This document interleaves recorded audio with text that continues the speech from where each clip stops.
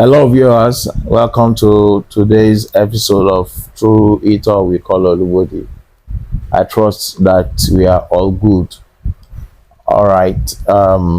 If you are just joining Through It All is all about encouragement. It's all about giving people hope. All right. And the title of the program was derived from my book Through It All. The book is happens to be the memoir of my many trials and triumph. All right, so if you are going through any challenge in life, I recommend the book. I recommend it to you. Just go on tia.com.ng and you can always download a copy of it. Is that okay? All right. The Bible says in 3 John that I wish above all things that you prosper and be in health, even as your souls prospers. So God desires that we prosper spirit, soul, and body. God desires that our health does not just fail us. God desires that as the number of our days on earth, so should our strength be. And if it's going to be like that, then our strength and our health, they must not fail us. All right, so on today's episode of Through It All, I have a special guest. He's someone special to me, actually. He's one of my younger brothers, and he's a pharmacist. He's going to do proper introduction of himself. And so today we are talking health. All right, so with the joy of the Lord, I bring to the screen Gbolahan Fabiyi. Gbolahan, how are you? Thank you, sir. I'm fine, sir. So nice to have you on Through It All. My pleasure, sir. Okay, I always want my guests to properly introduce themselves. So, who is Gbolahan Fabiyi? Okay. Well, I'm Gbolahan Fabiyi, and I'm a pharmacist and a consultant. Yeah, I'm Gbolahan Fabiyi, a pharmacist, a consultant pharmacist, a fellow of the West African Postgraduate College of Pharmacists, with public health expertise, a doctoral student. It's specialties into senior care and advocacy, and I've been in the community for over 18 years now, into community engagements, community mapping interventions, and advocacy, as it were. So that's who Gbolahan is. I'm married, I have children. All right, thank you, Gbolahan. And I'm a child of God. That's really the top of it all. You're a child of God. All right. Yes, today I just want to hear you talk to the people at home, how they can really take care of their health. So it's more like I'm releasing you to talk to them. So you can go ahead. Okay. Thank you, sir. First of all, I am grateful for this privilege and honor to be able to address great people, great audience, and it's a pleasure. I first want to demystify the word health. Health is no longer what it used to be. Actually, was never that way anyway. Different perceptions have shaped our definition and our reality of health. Health is, for example, we talk about the health within the state. I want to start from there, so we'll bring it down to the individual. So health within the state, we want to start with that. We say that, okay, we talk about government. Government has a responsibility to ensure the health, public health of its citizenry, and many people define health as having, or rather define government's commitment to health as having hospitals, having medical practitioners, having all the tools, equipment, and the human resource trained to expedite the necessary operation, but that's not health. Health is not getting people to the hospital and getting them treated. Health is reducing the number of people going to the hospital. So we talk about the health burden of the state. Real public health addresses reducing the health burden of the state such that we have less people going to the hospital, not because they are careless about their health, not because they are lackadaisical about it, not because they are unserious, and not because they are negligent, as it were. I'm repeating words for understanding, but because there have been processes, interventions that have made people aware, number one, understand, have the right perception to health, and now have taken it as their personal responsibility and commitment to ensure they are healthy. No government by itself can ensure that the citizenry is healthy alone. No. The best of their efforts would be garnered around empowering the citizenry to be partners in the corporate health. So health is not just that I have, we have 5 million people in a state, 20, 30 million people in a state, and we have enough hospitals to cater to all of them. After a while, the workforce, the labor force in the hospitals will get burdened and get sick as well. So health is now a marketable commodity. It's a commodity that we take to people at home, not get to the hospital. So what we are doing now is taking health to your house, to your doorstep. That is what it has become. How do I mean? What I mean from all I've said all I've said to say this, that health is your perception of what health is. And we need to reshape our perception. A lot of people expect me to say, okay, check your blood pressure, check. Those are the fallouts of the right perception. If we don't deal with the issues of perception, we will not be proactive enough. So a lot of people say, I'm healthy, I wake up, I move around, I get the job done. That means I'm healthy. That's true, but that's not true. That's just a medical perspective. Some say, okay, I can move around. I have no palpable symptom. Not just I can move around, no symptom. I don't look emaciated. I look okay. I look well, and that means I'm healthy. That's biomedical. It's not enough, even though it's partly true, but it's not completely true.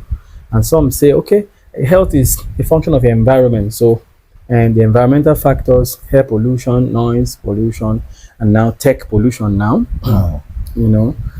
Whatever tech means. Apologies to our tech, entrepreneurs. Tech pollution, and so on and so forth. Say, okay, health depends on that. That's true. The environment is a contributing factor to health, but that's not enough. Okay, some say it's mental. A mental perspective that health, when you are mentally okay, no signs or symptoms of depression, and you are healthy. That's not also complete, even though that's true. But a view combines both. I call it, or it is called, it's all in the books published. It's called biopsychosocial perspective, which combines everything together. And so WHO said, being in health is a state of complete physical, mental, emotional well-being, encompassing your psychological domains too, and not just the absence of disease. So my job here is to change our perspective. The fact that everything is going well now does not typify health, and we need to take proactive measures. Why I'm saying this is, I carried out a study in Abeokuta here. Study is being published at the moment. So I work with artisans in Ogun State, cut across the vulcanizers, the carpenters, auto electricians, auto repairers, mechanics, and across tailors, shoemakers association. It was a big study I did with my team at the time. Wanted to find out the knowledge, attitude, and perception, and malaria prevention practice. When we find out the level of these variables or constructs, so if we have malaria being endemic in Africa, okay, let's go to these artisans. What What do they know about it?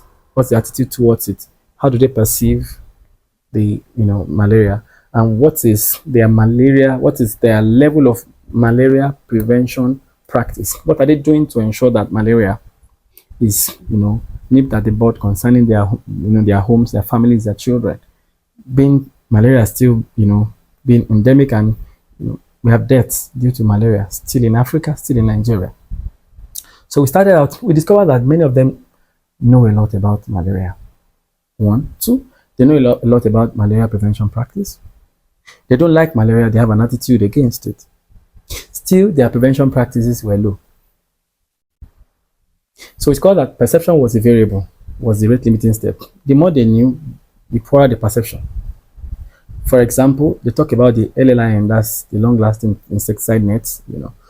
They know that the net prevents, the occurrence of malaria by keeping away mosquitoes. Mosquitoes cannot penetrate the net. But still, they will tell you there's a perception about it. They feel hot when they use it. They can't breathe very well. Perceptions that are not founded, somebody said, or just a minor inconvenience. So the perception became the big deal that determined their malaria prevention practice. So they kept having malaria, spending, a significant amount of money financially every year on malaria. If they calculate it, they'll be shocked at how much goes into servicing the danger called malaria. Why? Not because they don't know what to do, not because they could not use insecticide. They have a perception that is wrong about every malaria prevention practice. That is exactly true about what we call health. So a lot of us know about things relative to our health, but our perception about those things are wrong. Somebody says, God forbid, I'll never go to a hospital. Why will I go to a hospital? What about those working there? What about going to ask questions in the hospital? Hospital is not just about treatment, it's about prevention. There are areas in the hospital that talk about what to do to prevent that. And they're underexplored because we don't perceive that hospital is meant for. We think going to the hospital is a curse. God forbid. The doctor said so. But my God will not allow it. Is the doctor the cause of the sickness? Or the health professional? We're also working in partnership with God. And say, I bind that report. The report doctor gave. It's not, remove them from the scene. Health issues separate. They're only doing their job. So how we see our health now becomes the issue, our perception. That's the foundation of our discussion today. Perception. One more. I did another study, also being published at the moment, and has to do with, two more studies. One had to do with social isolation, among seniors. Sorry, I have a stint for seniors. I love them. I'm a senior care advocate. So we looked at the prevalence of social isolation, which is a senior being isolated from others. Loneliness, which is a sister, is the perception of being alone. Can be with many people, but you feel that you're not being understood. You're just seeing one another, but there's no connection. That's not actually being alone. But social isolation, we found in Ogun State to have 41.3% prevalence. That's for every 10 seniors, 4 is socially isolated. And what that means is, from studies and from what we see, that's become a precursor to a lot of health issues, cardiovascular issues, blood pressure, diabetes, end organ damages, and the rest, have been as a result of being isolated from others. If that affects seniors, how much more the younger ones? My job is to cause a positive disruption today, to open up issues, so that we can chew these things and further our thoughts on them. And by thinking about them, we start making appropriate choices by ourselves.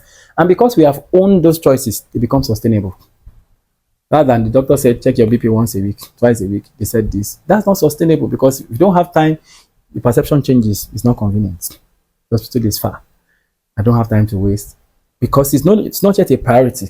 So if seniors are that isolated, then how much more those who only interact with their phones? They're in a waiting room in an office, and for 2 hours, nobody's talking. They're just looking down. So we have a lot of community, but we are not connected physically. We talk a lot, but we are quiet. We greet everybody. Everybody knows what's happening to you, but nobody understands you because it's all in the air. There is no vital connections. Hello, how are you? And you have a positive discussion with someone for just 30 minutes with a stranger, and you're talking for 30 minutes. Now it becomes you're afraid. I don't know who this person is. That never used to happen. Sir, Yeah, right. never used to happen to just sit in your office and have a productive discussion with a stranger for 30 minutes, and you carry it on without crossing boundaries, without fear of saying too much or not appealing. So that is also an health issue. How? Social isolation. So where I'm going is perception. How do you see your health? I want to challenge us to change the way we think. Health is no longer going to the hospital and getting treated. Health is bringing safety to our homes, bringing wellness to our homes, to our offices, to our workplaces, on the roads. Say use seat belts, what do they mean? It's inconvenience. It's not because somebody wants to bind you to your car. It's a safety precaution. So our perspective has to change. And if it doesn't change, problem lies ahead. I'm saying this because by 2030, which is close by, population of seniors will have doubled 5-10 years ago. And guess what? In the last 20-30 years, people were no longer delivering babies as they were before.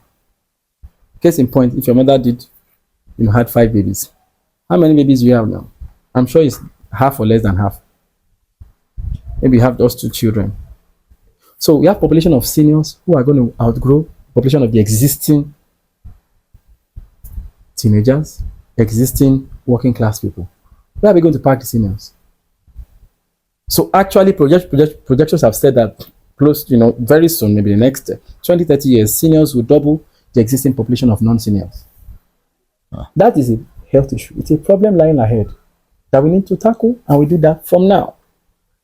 So if we have that burden, anticipated burden, one, don't add yours to it. Where I'm going, if you start preparing for the future at age 50, let's say 60, you are too late. But there's still mercy. If you start preparing for the future, I didn't want to use the word old age. I want to use the word future. Future at age 40.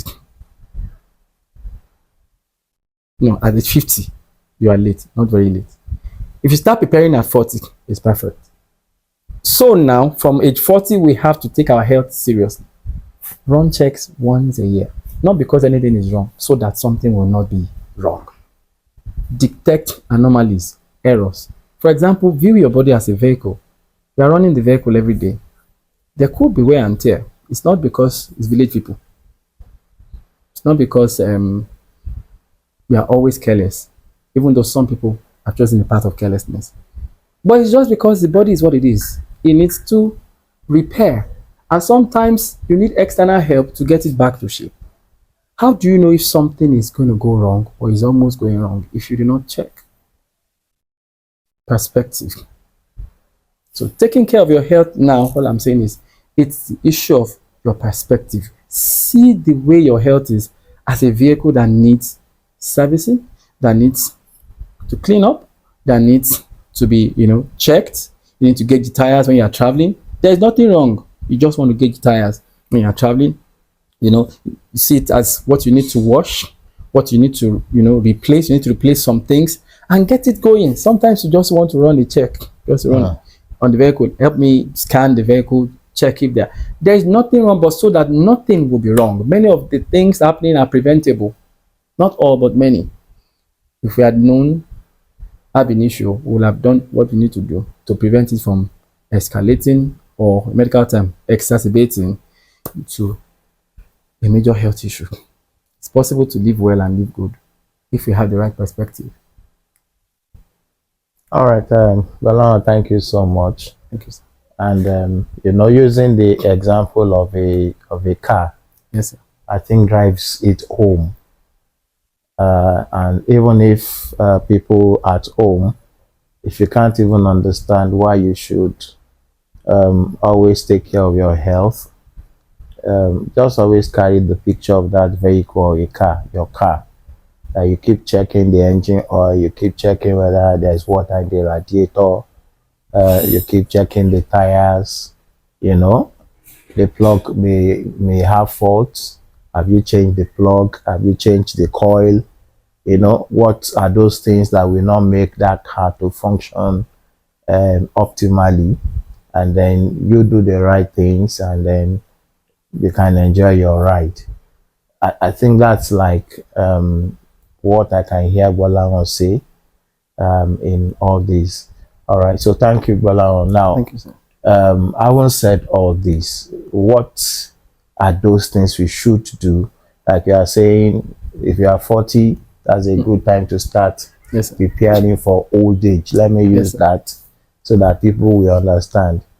Um, Once upon a time, one was 30 years old, and it looked like you look at those old people and say, ah, these ones are old. And then you turned 40, one turned 50, and it started dawning on you that those people you were calling old, you're already getting closer to them.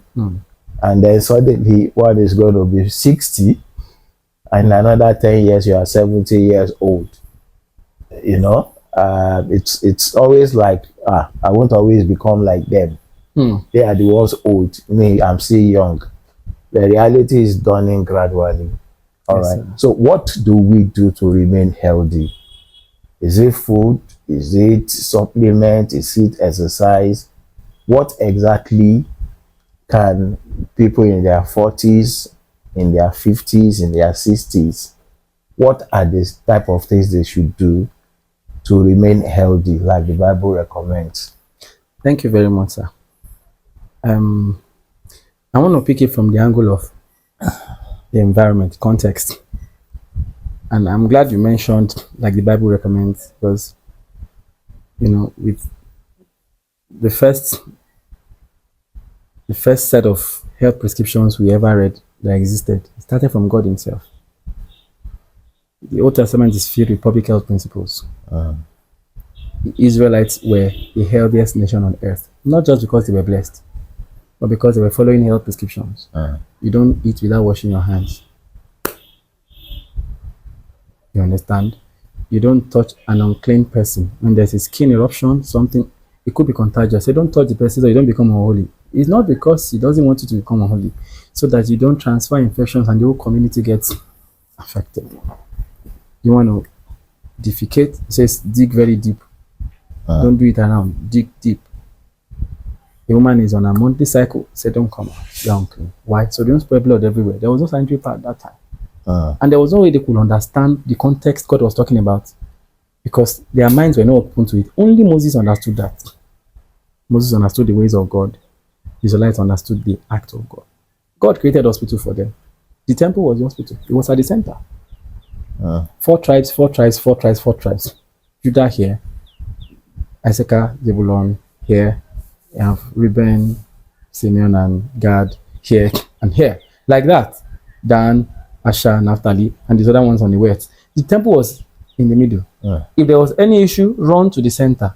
Access to hospital. The priest was the medical doctor. The priest will examine you. If you are clean, come back to the camp. So there was quarantine. All those, God had to frame it as laws. That's what their mind could conceive. But there are public health principles encrypted in the Bible. Having said that, so health then starts with your context. Somebody says, do physical activities, run every morning. Some, by virtue of their context, if they add running to it, could be a problem, even though that's a general principle. As general as it is, some have taken it to error. Some have already, they have other existing health conditions, and their physician has told them things personal to them that the general things that we should do may not be particularly applicable to them. For example, some's BMI is very, very low. They don't eat well, and they say, okay, you should take... Maybe you speak English. What is BMI? Okay. Body mass index. What I mean is, person is lean and emaciated, and the physician said, this, you need to feed more and eat well. And someone else saying, cut down your diet, eat little meals, you are causing more trouble for that person. Even though that's a general principle, but it's not applicable generally. Where I'm going is it's context dependent.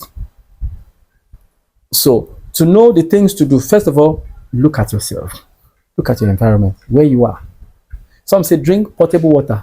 Here is a village that there is no potable water. So what is potable in their context? Somebody said dig boreholes for them and put it at the center of the town. That's correct.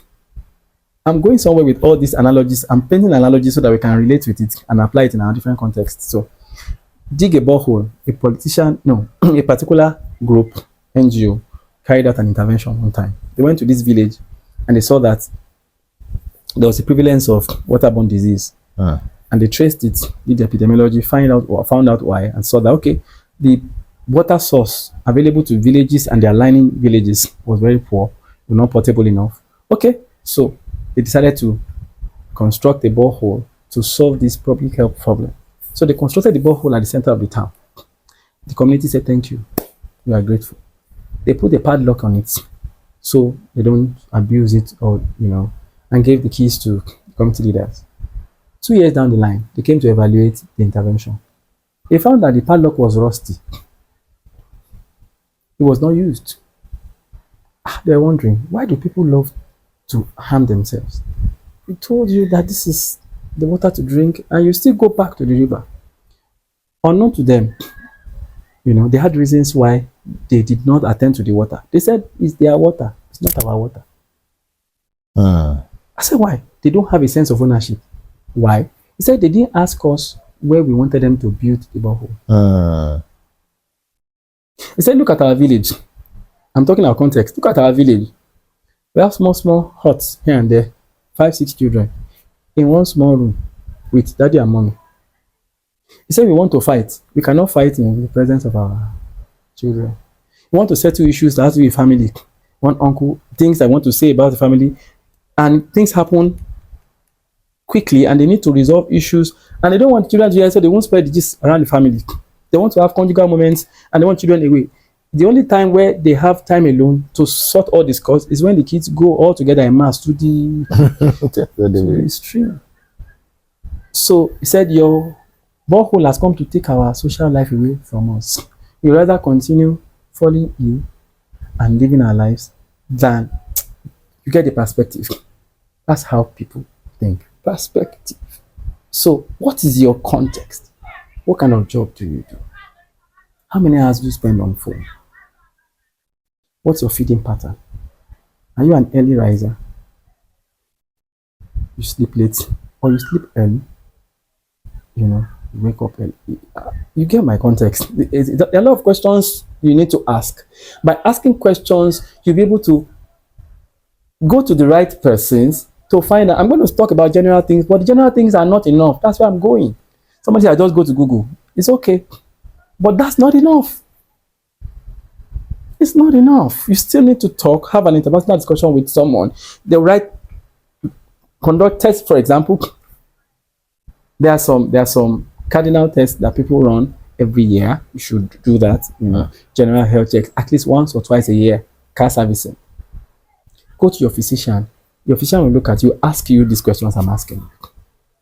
So by the time he's asking you, he's not wasting your time. He's trying to tailor the examinations to suit who you are. They have to look at antecedents, where you're coming from. They look at you now, the behaviors, where you are now, to be able to profile a solution to the future. I'll still come back there. So, general things to do. Ask questions about, look at your kind of job. Some people eventually will have to change their jobs in the interest of good health in the future. At least strategically, not at once. Some will have to reduce what they do. Some will have to add other things and up their physical activity game by looking at context. I'm still going to talk about specific things. I'm only painting pictures so that we know that this is not boxed. They said, some people tell you, they said we should eat dinner by 7 or 6. They said we should do this. It's not straight-jacketed. There are many more. As good as those things and as true as they are, it's general, but it's not specific. So the reason a patient presents with headache Another patient presents with headache. The doctor attends to this to them in different ways. In fact, 100 people can present with headache and different things, different problems, different exams. I wonder, why am I different from Lagbaja? You are extremely different from the other person. By genetic inclinations, you are different. By lifestyle factors, you are different. By environmental exposures, you are different. By mental faculties, psychological domains, you are different in every way. Scripture says you are fearfully and wonderfully made. So it tailors down to our health too. So first of all, find out where you are. Ask yourself question environment. Then two, we can talk about okay, eating healthy, stop, taking sugars, fizzy drinks, avoid all those things. But beyond be physically active, you are advised to be at least 8 hours every week. What about those who have issues with pain, on their feet? Don't if you see your physician, they will clarify more. But generally, it's advisable to, physical activity. The times you rise up, sit, walk about in a week should not be less than 8 hours. WHO says that that's essential to keep the body going. Somebody says that's stress. We need stress to be alive. A level of stress. It's not negative. A level of challenge. If there is no challenge, just build up unnecessary fat and then add the weight. So all I'm saying is the things to do generally, start asking questions, write things out. You need to see a physician. There are examinations to do, but this is on here. It's not, there are general ones, but we can't just say there are general ones. There are many more specific ones that are important to you that I cannot know from here. Yeah. We cannot know until you see a physician.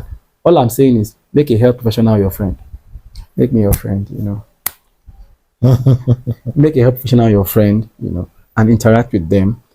They'll start talking with you, in knowing you, they start telling you things that are personal to you that you will not hear anywhere else except those other people have reasons to interact with you. That's why they take history, medical history. So they will not attend to you until they check your history so they can know where you're coming from, where you are now, on the way to where you are going. The specific ones will be told, I want you to visit your health professional. That's the first perspective that needs to change. If we start doing that, the emergencies will be reduced. The emergencies seriously will reduce. Thank you, Gbolahan. Thank you, sir. One thing I've observed in this part of the world, people don't like going to hospitals. If Yes. told us go see your physician, go see your Health people professional. don't have any. They don't, even when they are sick, they say I will be okay, and then until it becomes more like an emergency, and people are rushed. Now it's not them walking on their legs to the hospital. Carried. Now they have to be carried when they don't have any choice. All right. What do you want to say to that? Many don't like going to hospitals. That's why you see many do a lot of what do you say, drug Abuse, we call it misuse, drug abuse. misuse. Like they see it as when it happened to me last year or That's what last we time, I took this. Yeah. Yeah. So what do you want to say about that? Thank you, sir. Well, to answer that, I'll lay this foundation. Like, why do people do that? That's my thinking will say that why would people, not want to go get checked? Why would they not want to see a physician? Why would they, tell you, has he got into that? As if they say in Yoruba, God will not permit us to, have any reason to visit the hospital. Why? It's perception. One, two. Religious beliefs that have gone into error. Some say, I have faith in God. I agree. If you truly have faith in God, the father of faith faced the fact. Abraham in Romans 14 says he knew that his body was dead, and he knew that Sarah's womb was also dead. Yet he believed. So faith does not say don't face the fact. Faith says, in spite of the fact, I will believe God. But you don't want to know anything. So what is your faith up against? It's not faith. Trying to look for a better word so as not to be harsh. The word should be foolishness, but it is, I don't know which better word to be used at. What is it, sir? Can you help me with the words? I don't mean to be rude, apologies, but that's what it is. If we do not want to find out what is happening in the name of something I don't want to hear. We've seen a lot of that. Get to the hospital, you want to check your blood pressure, you say, no, no, no, no, no. It's what you don't know, you are not afraid of. Something happens, emergency trips off, and you're gone, leaving children, women, making them vulnerable. Vulnerable to poverty, vulnerable to abuse, vulnerable to a lot of things.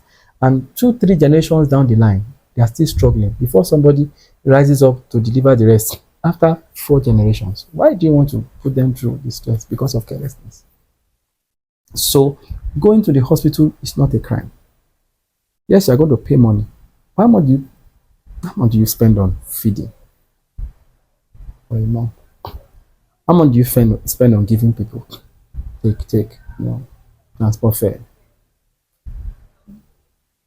lunch, freebies. How much do you spend on such? How much do you spend on education? How much do you spend on your vehicle? Wait, how much do you spend on fueling your vehicle? Now, the only body that gives you the right to all this, you are starving your body of attention. Priorities have to change. The only right you have to be on earth to do all you are doing is because this body exists. When the body is gone, you are gone. So if this is the passport we have to be here, then we need to renew that passport. That's why we go to the hospital. It's not a crime. Somebody said, I don't like this. There are a lot of good hospitals. There are a lot of good ones. Somebody said, I don't have the money. Wait. Go there first to find out what. Find out how much. Find out what it will. You need to have information. Okay, I don't have anyone to help me. If somebody shows up, say, okay, I want to help you pay your bill. How much is the bill? Say you don't know. Say you're not serious. I'm saying this this happens every time. Every time. At least every week, at least I see nothing less than 300 to 400 seniors. This happens every time. I don't want to go because I don't have money. And they go there. Some people have passed away, and it was reported that if they had come earlier, a medication of 200 naira will have saved them. 200 naira. But they didn't come on time. They waited. They tried their remedies. I'm not saying your remedies are not effective, but be wary. Be wary of being your own physician. Even in the hospitals, physicians don't treat themselves, don't treat their relatives to avoid bias.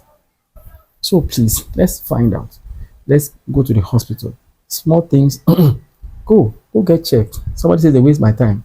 It's good. The mechanic wastes your time too. And you still have to wait. If the case say the car is not ready, the car is not, sir. It's not ready. Okay, I'll buy a new car. Buy a new car, you still go to service the car. The car wash will take your time. So I want you to see your body as a moving entity that needs care. I hope I've been able to. Yeah. I want you to give us now I'm looking at people that are like in their 60s. Yes, sir. And their strength already failing them gradually. Yes. Yes, let's agree that people listening to this, the phobia for hospital will be gone. I think it's more of a phobia than even whether the money. Some have the money, but they just feel that once they go to hospital, what is not wrong with them, they will say it's wrong. Now they may say, your kidney is whatever, and then they are not feeling that anything is wrong. So they just feel like what you don't hear will not kill you or something. All right. So for people in their 60s and above, what can they do? Because like I know what you are saying is that we are talking about what will elongate people's life. Yes. You know, what will make them not just die within a short while when they can live longer than that. So what I just want you to, on a general term, okay, people should start doing. Thank you, sir. For people in their 60s, there are things to do. 60s and above, strength failing. One of the I'm grateful to God because this is groundbreaking. And one of the discoveries we made from the recent study we are doing now is the import or the effect of peer education and counseling in managing chronic diseases. It has been tried with HIV and it's working.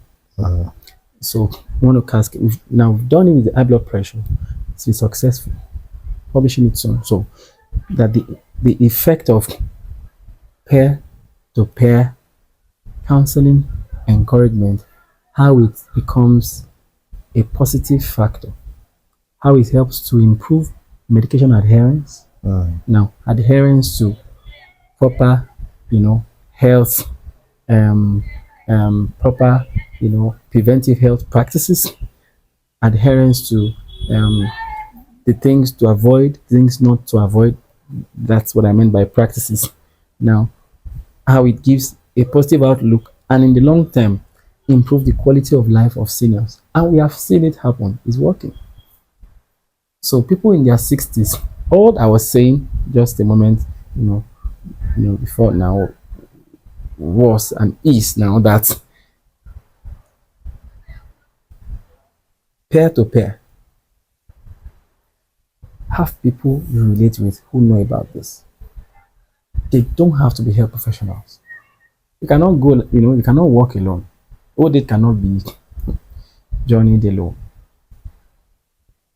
Some people have, how do I bring this home?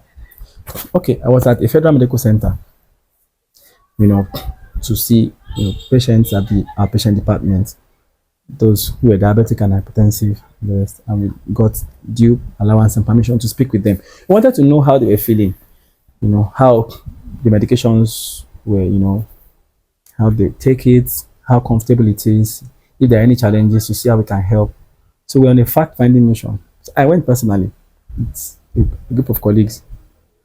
I led the team. So I got there and I introduced myself, just before they saw their clinician. Hello, ma. Hello, sir. How are you doing? These are educated people, and they're comfortable. So, hello, how are you doing? How has it been? Your medications, your health? Once we start talking, they tell me to keep quiet. So keep quiet. Relating to me as a son now. So that's how all of you ask us, how are we doing? How are we doing? Is that what we need now? So we ask, have you taken your medication? Is it that easy to take medications? Nobody comes to see how I feel when I take medications. One. Nobody comes to check up on me. All you do is call and send money. One day we all die. Let's even go and know that this has ended. Another person picks it up and says, yes, is that not true? You're just here to say hello, hello. Well, that time you spent time with us. Come and see this medication. I take this medication. I feel this way. I have nobody to even say sorry. And they say it's a lifetime thing. This bondage for a lifetime. Let's even go and call it a day. And call it a life. I'm not making this up. This is true. I end up being the listener. I just keep quiet and I have to apologize to them on behalf of us, their children. What happened? They needed much more interpersonal relationship that had health benefits. They needed peer encouragement. They need people to talk to them about medications, share the same burdens, people going through the same thing. And okay, when I take the medication too, I also feel this way. My physician said I should do this. Ask your physician. No, don't worry, it's just for a while. They needed to hear those things practically from people like them, not from us health professionals. They have a way of communicating amongst themselves that drive the message home. So we started our programs, seniors gathering budget and we tested it. And we saw that their quality of life was increasing, not necessarily economic status. Even though those who didn't have much started living well, started feeling better. Because at the gatherings, when they see one another, they encourage one another. They pat their backs, they cry, they fight and so discuss. They find out who is not taking their medications and they give him a dose of encouragement and a dose of rebuke. And he has to take it because he wants to be loyal to them. In the long run, they develop the habit of doing the right things at the right time. 3-6 months down the line, they are blossoming. They become advocates for other people. I want to advise and encourage everybody above 60. Peer communication. Bridge that gap. Yeah. Somebody said, I don't want them to know I have hypertension. It's not a death sentence. When we did not know, they must not know. God forbid. Excuse me. It's not. I cannot say that. It's not a curse that has happened. They're blessed, but that has happened. Just like you had a flat tire, and say this is a curse. I don't want the organizer to know. Will you carry it? Carry the vehicle by yourself and fix it. Okay, you can fix it. Do you have the equipment to pump the tire and to repair? I don't know if you get what I'm saying. I believe you get what I'm saying. So please, people like you taking medications on blood pressure, on diabetes, compare notes. Somebody will encourage the other, both to be encouraged, and you become advocates of encouragement to other people in that shoes. Some people hear that they are diabetes and diabetic or hypertensive, and their health starts failing from that day because of depression, and they wind up passing away. Not because it was time to go, but because they lost hope. They just lost the grip on life. Is this true? Very true. So we wanted to test this to one time. Say people are, there was a senior, particular senior, one of the children called me and we're talking and say, I'm tired of what's happening to my mom. My mom is discouraged. She doesn't take her medications again. She's just tired. She has given up. And it's true. What do we do? I said, take your children there. He said, what would they do? Take them there first. As children entered the door, she woke up, jumped up, started praying food for them. Say, what happened to you? Say, I have to take care of my children. I have to do this for them. Because children had to eat, she started eating. Why? Hope came. She saw that these are my posterity here. These are my grandchildren. How will they meet me this way? Started looking for snacks, biscuits, what to give them, packing clothes, packing things. The woman that had no energy. So there was energy somewhere residing in hope.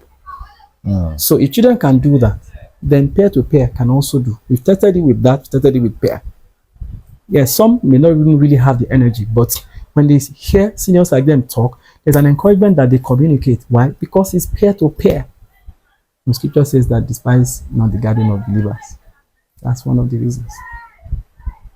So we live long and better when we interact. So somebody expects you to say, go to the hospital. You have gone to the hospital. Go. But that's not enough. Find peer. So we have groups of people in the hospitals who are diabetic associations. So God forbid, I not belong to them. Excuse me. They are living longer. They are living better. They are living some without the issue. Why? They are getting encouragement. They are avoiding what? Don't eat this food. Somebody has encouraged them. So they get the strength to avoid it. And by that, their quality of life improves. Medication reduces. Adverse reaction reduces. They see hope.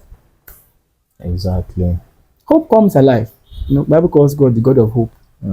He channeled the hope into people also. So when we see one another, there's an encouragement that He gives us. So please, you have issues, don't keep quiet. Don't hide it. Don't close up. This is the time to open up. It's time to have new children. Your children are not here. They're all outside the country. That's good. There are many other children around you that can be yours. Do the needful.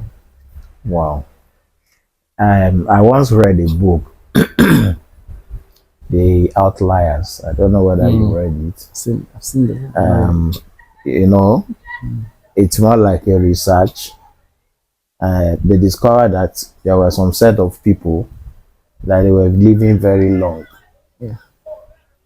And they tried a lot of things to really decipher why they always live long. Is it the food they eat? Is it the cloth? Is it where they stay? Is it? Eventually, they discovered that one of the things responsible for their longevity was that they live like as a community. That they live as a community. You will never see them alone. You will always see them gather in twos, in threes, in fours, from time to time, talking, gisting, laughing together, crying together.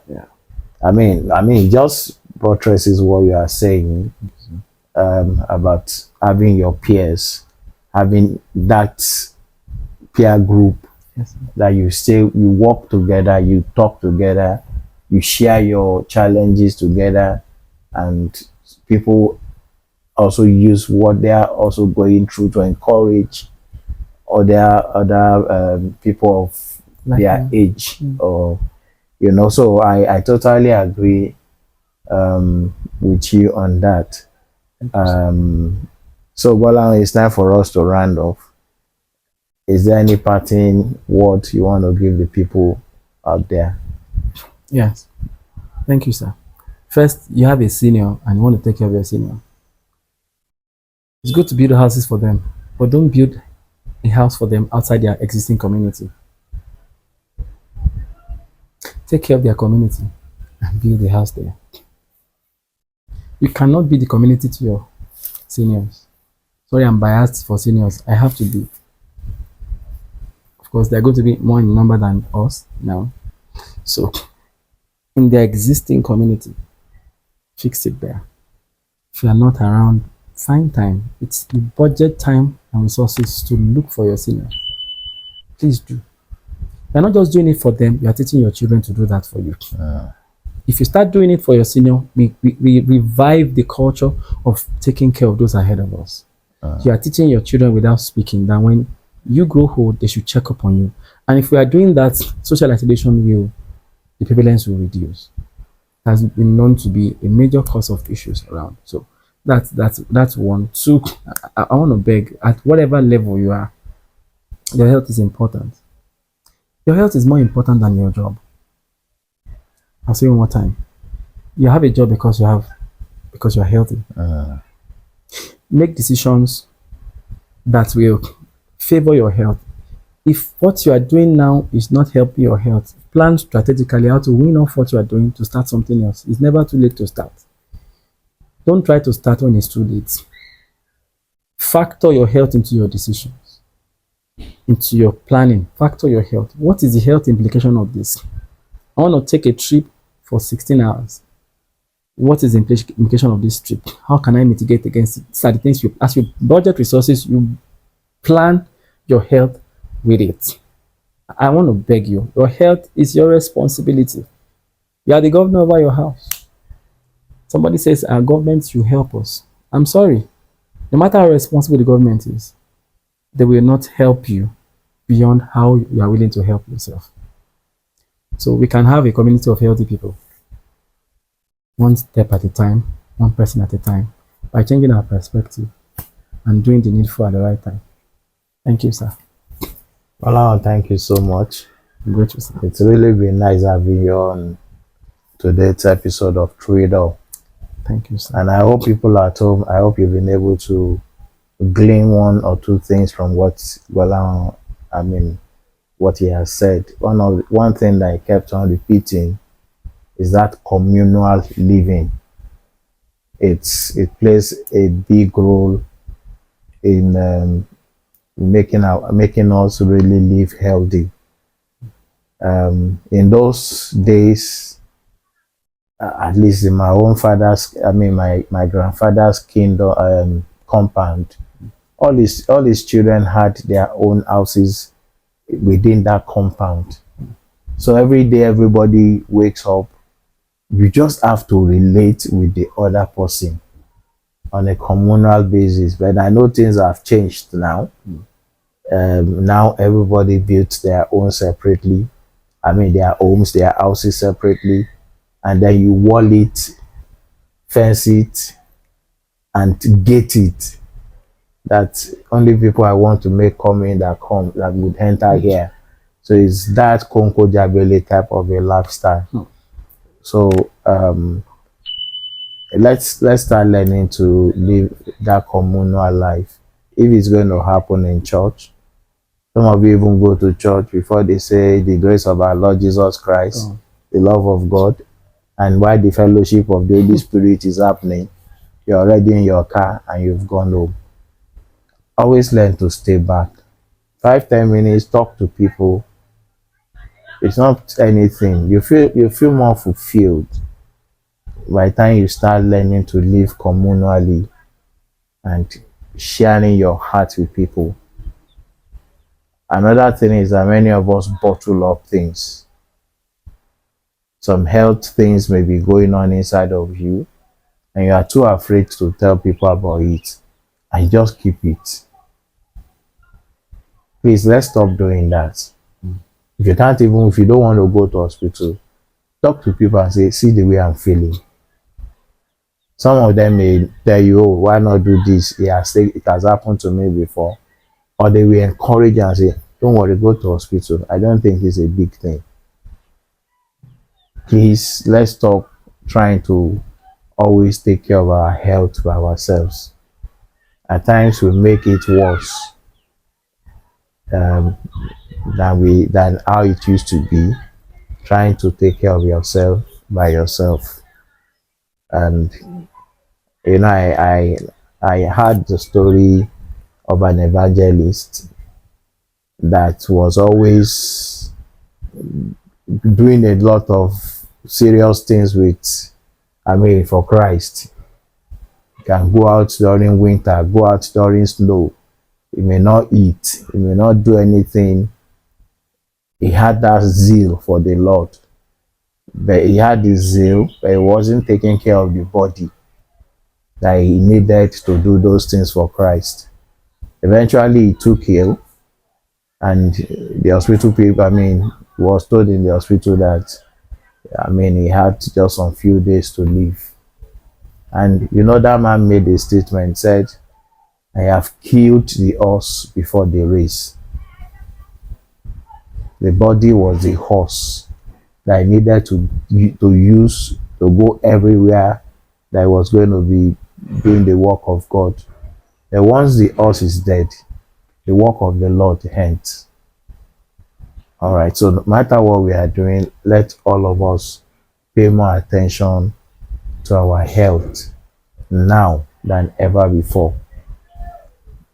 That scripture says, I wish above all things that you prosper, be in health, even as your souls prospers. If you are going to prosper materially, yes, God is the one that gives the power to make wealth, but you need to put some effort into it for you to say, yes, I'm prospering. And if you are going to prosper health-wise, yes, you can pray to God. But for that prosperity also to happen, you have a role to play to make sure you are eating healthy, you are exercising when you should, you are communally living more than any other thing. Please, I mean, Gbolahan said something that I'm holding on to so tightly. Living healthy will keep you away from the hospital. If I thought you will go to hospital, you're only going to do checkup to be sure you are okay. And is there anything I can do to remain healthy? It's not because you have a sickness or an ailment that you took to the hospital. You can live healthy. Let all of us start working on our health. Prosper. Let prosperity happen in your health. By the time you are 60, 70, 80, 90, 100. I was at the program over the weekend, and one of the couples that we met there, they've been married for like 43 years. And the man said that his own parents and grandparents, that they lived to be 146 or so. So that we will always look at living that old in our family. I know Guinness Book of Record is not seeing those people. I'm not capturing that. But people are living to be 140. Wow. Because they did the right things with their health.